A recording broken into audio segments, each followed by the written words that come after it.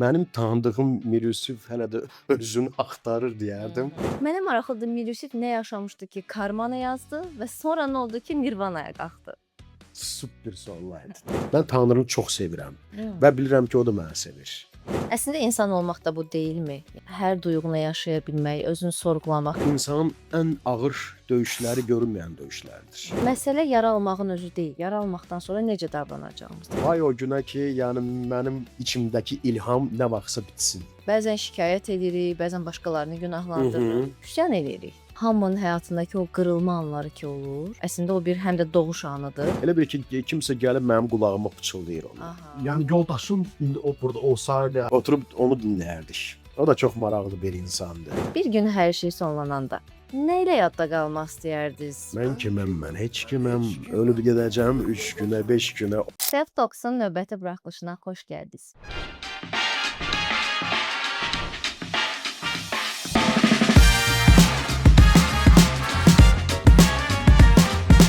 Bugün hamımızın çox sevdiyi, sevərək musiqilərini dinlədiyimiz Mir Yusif bəy qonağımızdır.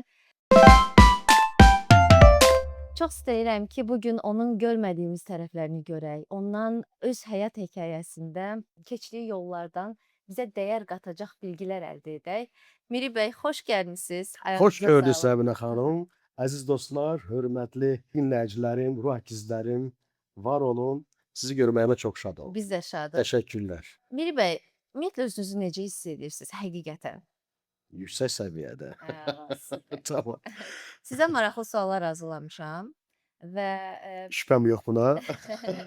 bu sualları hazırlamadan öncə bir neçə gün bütün repertuarlarınızı başdan dinlədim və ruhunuzu daha yaxından hiss etdim və Tamam. məndə maraqlı bir suallar yarandı. İlk ağlıma gələn sualdan başlayıram o zaman. Özümü tərk edib, özümü dərk edirəm deyən Mir Yusif nə yaşamışdı ki, onu sözlərə, sözləri isə musiqiyə çevirdi? Özümü tərk edib özümü dərk edirəm. Başlıq üçün çox gözəl sualdır. Belə deyərdim, insan bütün dünyanı gəzə bilər, amma ən uzun səfər yenə də öz daxilinə etdiyi səfərdir. Və elə dediyim kimi, yəni oxuduğum kimi özümü tərk edib özümü dərk edirəm. Düşünürəm ki, insanda elə bir yaş gəlir ki, o artıq dünyanı dəyişmək istəmir. Özünü anlamaq istəyir. Mən artıq o yaşdayam.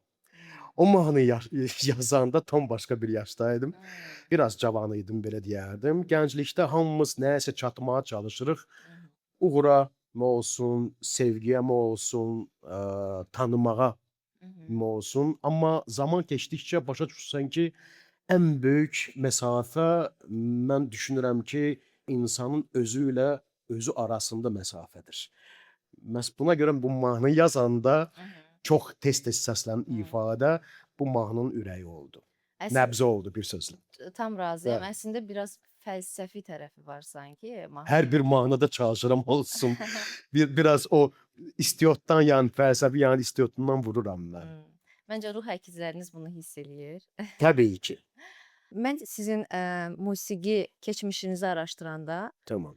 sizin repertuarlarınıza baxarkən, albomlarınızın adına baxdığımda orada mən sadəcə bir albom adı görmürdüm. Sanki orada Mir Yusifin həyat transformasiyası var idi, həyat mərhələsi var idi. Mənə maraqlıdır, Mir Yusif nə yaşamışdı ki, Karmanı yazdı və sonra nə oldu ki, Nirvanaya qalxdı? Super suallardı. Tamam. Səbinə xanım, Karma albomu yazanda demək mən onu bizim böyük regionda deyərdim. Yəni Qafqazın Tibeti, mən onu Tibet adlandırıram. Xınalıq kəndində yazmışdım. Vallahi. Və o kənddə olarkən mən Karma albomu yazdım. Yəni ən çox mahnıları orada yazmışam və Xınalığın abu-havası ilə sözsüz ki, yəni bu mahnılarda olan bütün notlar və mövzular artıq gəldi minlərlə olan ürəklərə toxundu. Niyə karma? Karma hər insanın əməllərin nəticəsidir. Əgər insan yəni yaxşı bir əməllər etsə, təbii ki, karma onu müsbət nəticəsini göstərə bilər. Eynilikdə pis vərdişləri mən deyərdim. Karma albom nəticəsi təbii ki, oldu Nirvana. Yəni bu yüksəliş, belə deyim, məqamıdır. Amma Karma və Nirvananın ortasında onu bağlayan bir albomum var idi. EP albomu. Bu disk şəklində çıxmamışdı. Bu sadəcə olaraq EP internetdə çıxdı və mən onu Karman, yəni körpü olaraq bir belə bir albom adlandırdım və bayaq dediyimiz kimi, yəni burada da bir konseptual fəlsəfə var. Çox maraqlıdır əslində. Bu Təşəkkürlər. hekayələri əslində bildikcə sizin dünyanızı daha yaxından tanıyırıq. Bəs insan olaraq Mir Yusif Karmadan Nirvanaya keçidi öz həyatında necə yaşamışdı? Həyatı nə qədər sadələşdirsən, demək, xoşbəxtlik sənə bir o qədər də yaxınlaşır. Mən də çalışıram mahnılarda da elə olsun. Düzdür, yəni mövzu olaraq mahnıların sətr altı belə olsun, yəni çox dərin bir məna var. Çalışırdım hər bir mahnıda o olsun. Amma nümayiş olaraq, yəni mən çalışırdım ki, insanların ruhuna daha yaxın olsun. Yəni mahnılar sadə insan qulağına gəlsin. Və sadə gəldikdə artıq insanlar onları sevdi. Və təbii ki, onlar da xoşbəxt oldu, mən də. Biz çox xoşbəxtik. Təşəkkürlər, sağ olun. Çünki insanlar da həyatlarının hansılarında bir qırılmadan keçirlər və bu mahnılar bəzən bizim ürəyimizə su sərpə bilir. Oradakı müəllifin hansısa bir sözü, cümləsi bizim həyatımızda o an yaşadığımız yaraya sanki biraz məlhəm olur. Ona görə sizə də əslində şəfaacı deyə bilərik biz sanki. Bütün sənətkarlara məncə. Təşəkkürlər. Təşəkkürlər. Allah Bəs bilmək. Miri bəy, siz bir musiqiçi kimi baxdığınızda, yəni musiqi sizin üçün bir sənətdir, peşədir, ruh halıdır, yoxsa hobbidir? Tamam, mən heç vaxt musiqiyə iş kimi baxa bilməmişəm. Musiqi mənim üçün düşünürəm ki, nəfəs almaq kimidir. Elə desəm doğru olar, yəni. İnsan nəfəs aldığına görə məncə maaş almır. Şükür Allah, yəni hələ ki biz buralara gəlib Həyatdayam. çatmamışıq. Allah eləməsin olsun. İnsanlar sadəcə yaşayır. Yəni sevdiyi peşədən, sahədən yaşayır, nəfəs alır bir sözlə. Bəzən musiqi mənim terapiyam olur. Bayaq terapiya sözü axtardım. Terapiya budur. Terapiyam olur. Bəzən də susa bilmədiyim bir fikirlərim olur. Musiqi olmasaydı, əgər başqa bir işlə məşğul olsaydım, mənə elə gəlir ki, mən yenə də mahnıları yazardım. İçinizdə. Bəs İçimdə var. Anam demişkən deyənə qədər xatırladır. Deyirdi ki, yəni Miri, deyirsən uşaqlıqdan hələ bir söz demədən sən mahnı oxuyurdun. Yəni sən mama sözün demədən, ana sözün demədən sən mahnı oxuyurdun. Və musiqisiz mənə elə gəlir ki, həyat səhv olardı. Yaxşı ki, bizim gözəl neymətimiz var, o doğrudan böyük bir neymətdir, musiqidir. həm oxuyan, səsləndirən insan üçün, həm Təbii, dinləyən insanlar üçün. Siz də burada vasitəçisiniz, çox gözəl bir iş görürsünüz. Sayənizdə. Səsinizə sağlıq. Miri bəy, insan həyatında bəzən müəyyən hobbilər olur ki, o onu terapiya edir, anda saxlayır, yaradıcılığını artırır. Yəni bir növ bizi şəfalandırır deyə bilərik. Sizin həyatınızda varsa belə bir hobbi, bu nədir? Və bunun sizin uğurunuzla əlaqəsi varmı? Onsuz olmaz. Təbii ki, yəni insan öz vaxtını nəyəsə sərf edirsə, əslində kim olduğunu da orada göstərir və mən özümü idmanda görürdüm, yəni uşaqlıqdan bəri və mən hər gün demək olar ki, həftənin 6 günü mən hər gün idmandayam. İdman, yəni fitness zalındayam. Çalışıram ki, insanlar tək mənim səsimi duymasınlar, həm də ki, biz heç olmazsa görünüş olaraq gözlərdən də yəni zövq alsınlar, baxışdan da bir zövq alsınlar. Mən düşünürəm ki, konsertlərimə gələn insanlar, yəni 50% həm qulağı doyur, həm də ki, gözü. Yəni mənim əsas məqsədim odur. Bəs bunu etmək sizin özünüzdə hansı bacarıqları formalaşdırır? Məsələn, disiplin, həyatınızda aktivlik. Yəni Mir Yusifə nə qatır bəs idman? Nizam, intizam.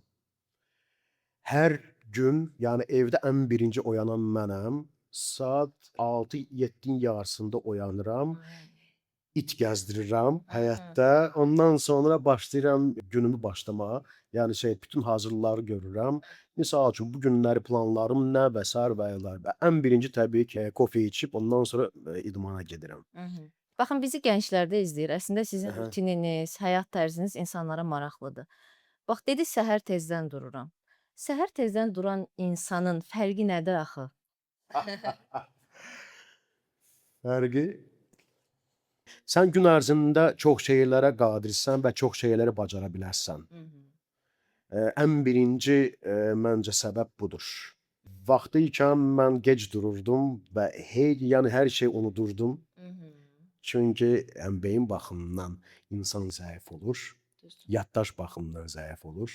Və artıq son neçə ildir mən tezdən oyanıram və bu nizam-intizamı belə deyim, yəni dəyişmək istəməzdim. Aha. Yəni o fərqi, o keyfiyyət fərqini siz birbaşa özünüz təcrübə edirsiniz, düzdürmü? Bəli. Deyirəm, yəni biz nəyi təkrar ediriksə, elə oyuq məncə. Yəni Vərdişləriniz mükəmməl, təbii. Mükəmməllik bir hərəkət deyil, məncə vərdişdir. Yəni biz nə ediriksə oyuq. Və əziz dostlar, çalışın, gözəl əməl, gözəl işlər görün. Siz onları görsəz, yəni siz o olasınız. Siz Gözəl nəyi bir cümlə görsəz, o dediniz. olasınız, belə bir sözlə. Gözəl bir cümlə Bəli. dediniz ki, biz nə ediriksə oyuq. Düzdür. Yəni o zaman etdiklərimizi diqqətli seçməliyik Düzdür. ki, həyatımız da ona dönüşür. Düzdür. Maraqlı bir sualım daha var. İnsanlar Mir Yusifi tanıyır. Bəs Mir Yusif özünü necə tanıyır? Onun dünyasını biraz bizə danışa bilərsiniz? Mənim tanıdığım Mir Yusif hələ də özünü axtarır deyərdim. Hələ də searchingdədir. Səhnədə minlərlə insanın qarşısında durub, təbii ki, yəni bu mümkündür. Amma axşam evə qayıdıb yenə də öz suallarınla baş-başa qalırsan. Yəni mən indi özümü nəzərdə tuturam.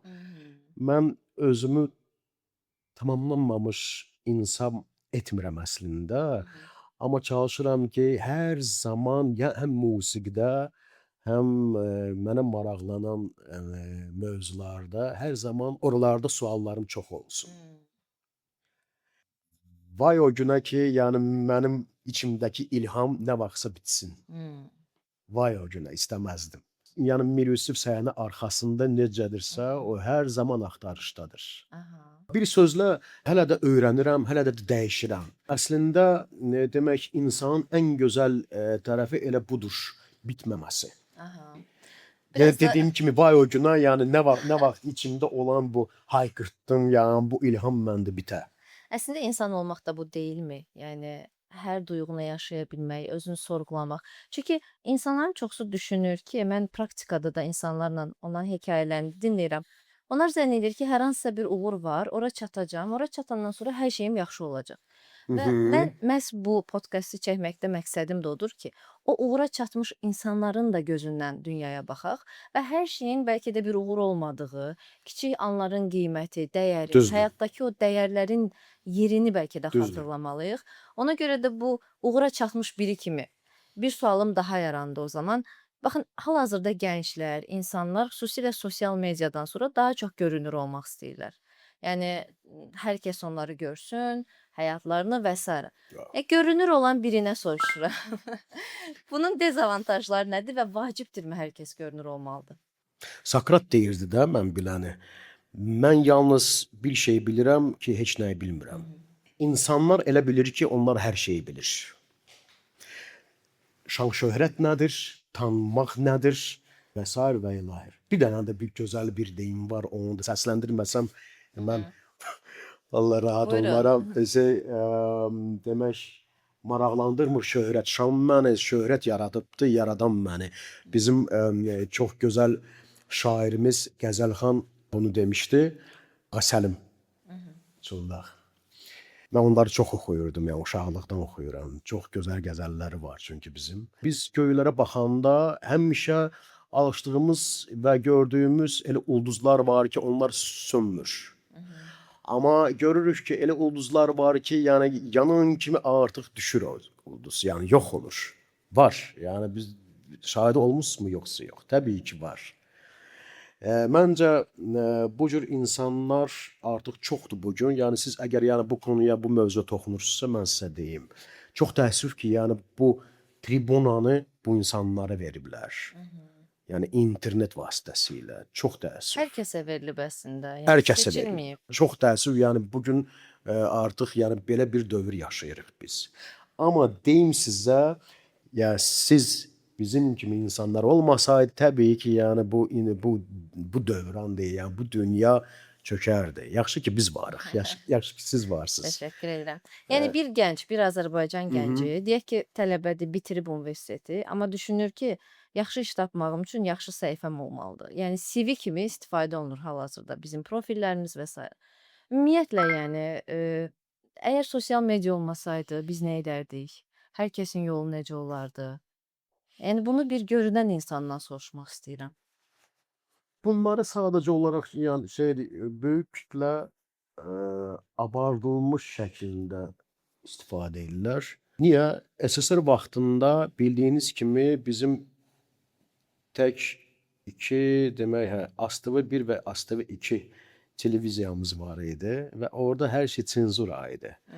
Belə deyim. Yəni Mir Yusif xalq artisti olaraq gəlib bax belə efirdə belə oturmazdı. Niyə? Çünki maykadır, olmaz. Amma təbii ki, yəni danışmaq qabiliyyəti hər şey yerində. Və çəkilişdən qabaq yəni deyərdi ki, ya mümkün deyil bu. Qabaqlarım senzura buydu. Yəni bu günləri senzura olmadığı məqamda artıq yəni biz mən özümüzü demirəm. İnsanlara baxarkən deyirik ki, hə abardılmış şəkildədir çox şey. Çünki senzura yoxdur. Yəni bunların hamısının nətər qarşısını almaq olar? Heç cürə almaq olmayacaq məncə. Yəni əslində uğurla görünür olmağın hər sahədə birbaşa da əlaqəsi yoxdur, düzdür? Elə insanlar var ki, ya dediyiniz bu tramplindən çıxıb yəni uğurlu insan olurlar. Maşallah, necə deyərlər, bacarına can qurban. Amma insanların əksəriyyəti düzgün konuda onu istifadə etmirlər. Çox təəssüf. Mir Yusif həyatda ən çətin savaşını səhnədə yox, öz daxilində nə zaman yaşayıb? Məncə insanın ən ağır döyüşləri görünməyən döyüşlərdir. Belə deyərdim. Həyatda elə vaxtlar olub ki, ətrafımda hər şey yaxşı görünürdü. Amma daxilimdə böyük suallar var idi. Və mübarizə sözsüz ki. Yəni kiməm, hara gedirəm, sonu nə olacaq? Bütün bunların mənası nədir? Təbii ki, yəni bu tək məndə deyil, hər bir insan, yəni düşünən insanlara bu aiddir. Bir vaxtlar elə bilirdim ki, insanın ən böyük düşməni qarşısındakı adamlardır. Sonra başa düşdüm ki, deyil.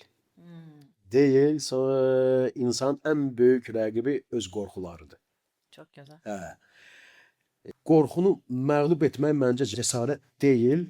Qorxuya baxıb yoluna davam etmək məncə bu cəsarətdir. Məhz o qorxuları mən keçmişdə qorxuları mən onları əzərkən gedirdim öz yolumu davam etdirdim. O əzmə gücünü necə tapırdınız? Hardan tapırdınız? O bilmirəm, o mənə məxsusdur. Məncə hər adamda o var. Sadəcə istifadə eləmək lazım. Təbii. Rumi deyirdi, səhv eləmirəmsə, yaranın olduğu yer işığın daxil olduğu yeridir. Çox gözəl sözlərdir. Yəni bu mövzuya elə yaxşı oturdu. Məncə ümumiyyətlə insanlar statusundan, peşəsindən, yaşından, dinindən, cinsindən asılı olmayaraq hamı həyatda yara alır. Sanki bizim təkamülümüz üçün bu yaralar vacibdir. Məsələ yara almağın özü deyil. Yara almaqdan sonra necə davranacağımızdır, kim olmağı seçəcəyimizdir. Düzdür. Və mənə maraqlıdır ki, baxın bu hamının həyatındakı o qırılma anları ki olur. Əslində o bir həm də doğuş anıdır, bayaq sizin də dediyiniz kimi. Amma hər kəs onu dəyərləndirməyə bacarmır. Bəzən şikayət edirik, bəzən başqalarını günahlandırırıq, bəzən həyatı günahlandırırıq, üsyan edirik. Amma sadə sual verib içimizə dönmürük. Yəni bunu niyə yaşadım? Mən nəyi dəyişməliyəm? Daha yaxşı olmaq üçün nəyə ehtiyacım var kimi dərsin elə bil ki cavabını almırıq. Sizin həyatınızdakı bu qırılma anlarında Bəlkə də bu Amerikadakı illəriniz də ola bilər, bəlkə sizin bildiyiniz, bizim bilmədiyimiz daha fərqli zamanlarda. Orada hansı düşüncələr sizi bu günə gətirib çıxarmağa səbəb oldu? Çox gözəl sualdır vallahi. Mən çalışım lakanik cavab verməyim. Hiss edin. Tamam. Həyatda baş verən hər şey məncə ya mükafat deyə dərs. Amerikada keçdiyim dərsi bu gün mükafatdır mənim üçün. Tək Amerika deyil, Amerikadan da qabaq olubdu, yəni uşaqlığımdan bəri bu günə qədər çox rəngarəng, maraqlı bir həyat sürmüşəm mən və eyni zamanda çətin bir həyat. İndi insanlar mənə baxanda deyir ki, Mir Yusuf yəqin belə doğulubdu. Yəni səhnədə necə varsa, yəni deyil. Deyil. Bizə də o səhnə Bu arxası yolun maraqlıdır. yolcusu, bu yolun yolcusu olmaq, yəni çox çətin bir yoldur. Məncə insan qırılmadan böyümür. Belə deyim də, məni öldürməyən şey məni gücləndirir. Onu desəm daha düzgün yerinə düşər. Və Amerikada gördüyüm bütün çətinliklər, indi insanlar düşünür ki, Amerikada halvadır. Amerika halvadır, yəni ora gedən insan hamı Steve Jobs kimi, yəni milyoner olur və həmən sənə oradan bir dənə kabrinet maşın verirlər, deyirlər ki, gəl sür. Ağaclarda yarpağın yerinə dollar belə asılıb, yəni sən tək sən gəlib onları orada qopardıb, yəni yığasan. Deyil. Amerika çox böyük bir, çətin bir növrə idi mənim həyatımda, karantin idi və təbii ki, çox gözəl bəhrəsini indi görürəm mən. Hansı Tək Amerikadan söhbət getmir, yəni ümumilikdə yəni o dövrdən gedir. o dövrdə hansı düşüncə sizi o vəziyyətdən çıxartdı ya da hansı baxış bucağı? Nə düşündünüz? Mən qabaqlarım belə anlatsam daha yaxşı olar, daha doğru səslənərdi. Mən qabaqlarım mənim bir fobiyam var idi, yüksəklik fobiyam. Mən hətta deyim sizə, yəni birinci, ikinci mərtəbəyə qalxarkən artıq yəni şuuru itirirdim, deyirdim ki, artıq stop. Mənim üçün kifayətdir bura. Və mən fobiya ilə başladım mübarizə aparmağa. Və başladım dağları dırmaşmağa. Uşaqlar, dostlarım deyirdi ki, bax aşağı, qorxurdum. Sonra baxdıqca dedim, yox, mən səni öldürəcəm, sən mənim kimdə yaşamazsan. Yəni, bu cür fobiyalar və qorxular mənim qarşımda çıxanda mən deyirdim ki, sən heç nəsən, yəni, mən səni yox eləyərəm. Buna görə gördüm bütün bu dediyiniz çətinliklər və qırılmalar Qırılmadı, bəli. Məncə güclü insan onlarla mübarizə aparıb ya yox eləyə bilər. Sanki ağrın içindən keçdiyimiz zaman bir daha əsla əvvəl kimi olmuruq və daha gücləniririk. Əlbəttə ki. Bu da bizə yeni bacarıqlar qazandırır. Əlbəttə ki. Qabımızda nə varsa odur. Ömrün sonuna qədər o da qalacaq, dostlar. Qabımızda nə varsa. Burada. Biz bilirik ki, mahnılarınızın bir qismini siz özünüz bəstələyirsiniz. Baxın, o anlarda nə baş verir ki, elə bir mahnı yaranır. Mən kiməm mən? Heç kiməm. Ölüb gedəcəm 3 günə, 5 günə. Belə bir mahnılar gələndə təbii ki, özümdə olmuram. Mahnılar masada yaranmır təbii ki. Və məncə mahnılar əvvəlcədən qəlbdə yaranır və yaxud hansı, yəni dünyanın kainatda hardasa. Mən sadəcə olaraq o mahnını götürüb bəzəyirəm və sizə ötürürəm. Bu mənim fikrimdir. Yəni bu mahnılar, bu notlar, bu qafiyəli mövzular və s. və bunlar artıq var. Siz ötürücüsünüz. Sadəcə olaraq mənim əlim ora çatır deyə mən onları götürə bilirəm. O hansı gücünüzdə elə? Onu deyə bilmərəm çünki yəni bunun cavabı yoxdur. Bəlkə ilhamınızdır, ola bilər siz oraya. Bilmirəm. Mən doğrudan da yəni mahnıları yazmıram çünki yəni onlar yaranır, içimdə yaranır. Və belə desəm bəlkə biraz qəribə səslənər. Elə bir ki, kimsə gəlib mənim qulağıma pıçıldayır onu. Aha. Yəni hər yaradıcı insan indi məni çox gözəl başa düşər. Əminəm ki. Hətta Michelangelo deyəsən demişdi, mən heykəli yaratmıram, sadəcə artıq hissələri yonuram. Mahnılar da eynilikdə. Mən onları yaratmıram, onlar artıq hazırdır. Və təbii ki, mən sizə ötürürəm və bu mahnı bir mülk olaraq artıq sizin olur, o mənim olmur. Mən bir vasitəçi kimiyəm. Çox maraqlı bir Tamam. ideya idi. Bəs Mir Yusif bəy, siz ilahi kontaktı necə hiss edirsiniz? Gün ərzində dua edirəm. Bu o demək deyil ki, yəni mən şeydə oturum, zikr eləyim və sair və ilahi. Dua edirəm.